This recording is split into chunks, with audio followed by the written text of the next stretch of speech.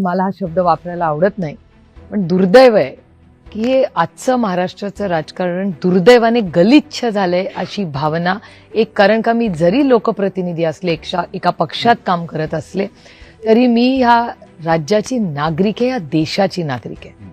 आणि ज्या पद्धतीने सगळ्याच पक्षांमध्ये, म्हणजे सुरुवाती world largest party and party with a difference, त्यांच्यापासूनच सुरुवात करूया, कारण का सगळ्यात मोठे भाऊ ते आहेत आता. आणि खूप अपेक्षेने या देशात लोकांनी 2014 मध्ये त्यांना मतदान केलं. मी टीका म्हणून करत नाही, आमच्याही चुका झाल्या असतील म्हणून लोकांनी आम्हाला नाकारलं, हेही मी प्रांजळपणे कबूल करते.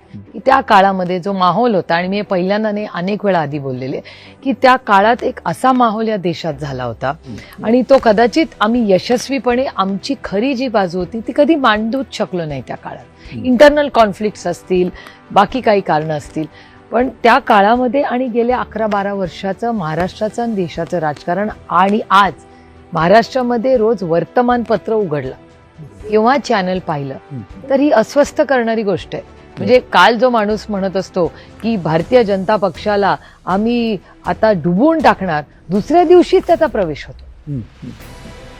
आणि अशा अनेक घटना आहेत. म्हणजे कोण पक्ष सोडतं एवढंच नाही, ह्या पूर्ण महाराष्ट्राच्या राजकारणात आता left centre, right centre, left right एक तर काहीच राहिलं नाही.